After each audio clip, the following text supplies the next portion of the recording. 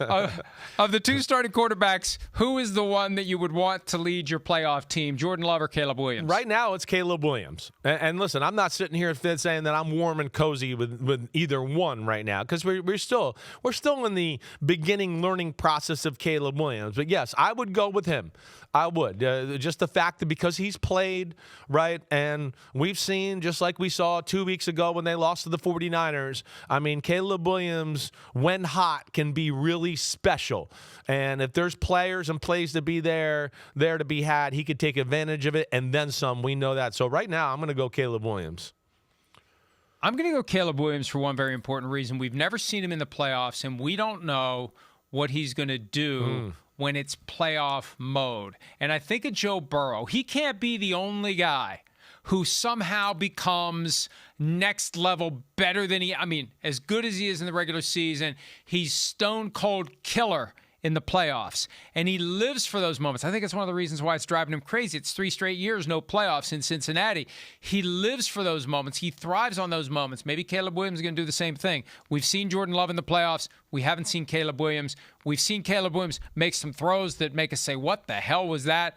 I think I want Caleb Williams because I got a feeling. I'm gonna bet that he's going to find a way to be even better. That he's going to rise up to the moment. All right, running back for your playoff team, Josh Jacobs or DeAndre Swift? Well, I hate this one just because it makes it these guys. Like, there's other good running backs on this football team, and as we also know, we're talking about Packers-Bears. I know. We're talking about these guys. I know Kyle Monangai. I know. Right. And I think also, too, within this conversation, okay, at base level, who would I take? I'll take Josh Jacobs, but don't write that down yet there.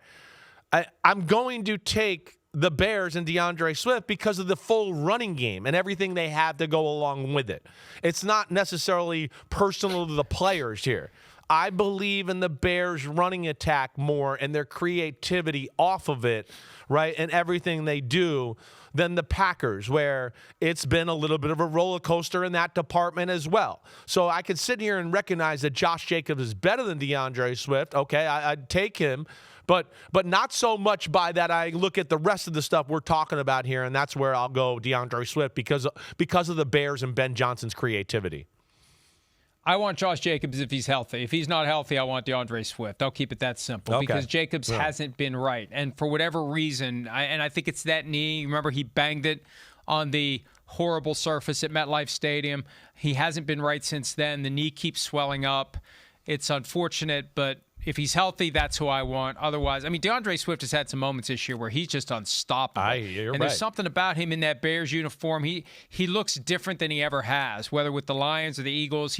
He's got a just a hard quality that I didn't see until this year, where he's just barreling over guys. So, but you can't go wrong with either one. No. But give me Jacobs if he's healthy.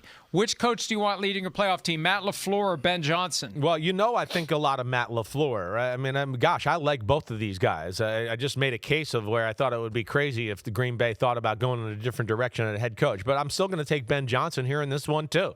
Ben Johnson, the year, I think he's got the team believing, right? I think Ben Johnson's got a fire in him. I like that Ben Johnson ripped the offense after the game. We saw them do that a few weeks ago, and then they went to San Francisco and let the world on fire. So that's where I think he's just got the right touch right now. And I'm just going to ride him because I'm riding the hot hand of the Bears and Ben Johnson, and I understand they've lost the last 2 games, but still, we know where they are as an organization as compared to last year. I still look at them as hot and believing in their coach and everything he does there. So that's why I'll go Ben Johnson right now. I'm leaning Ben Johnson because of the same reason I'm leaning Caleb Williams. It's an unknown commodity, and I'm willing to bet that it's going to work. The only hesitation I have is Ben Johnson was part of the group that decided to not kick the field goal up 14 with 7 minutes left in the third quarter of the NFC Championship. And we don't know whether or not he was saying to Dan Campbell, Dan, take the field goal, Dan, take the field goal. I doubt that many offensive coordinators who believe they have an answer for every circumstance that may come up would say, don't use my play, kick the field goal. But he was part of that. He was part of the group that underachieved in Detroit in 2023 and 2024. But now he's the guy front and center. Nobody else is making the decisions. Nobody else is leading the team.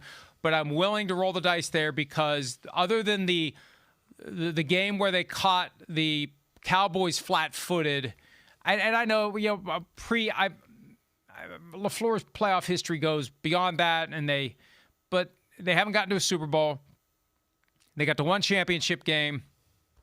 I'll roll the dice with the guy who's unproven, but for however much of what happened in Detroit sticks to him.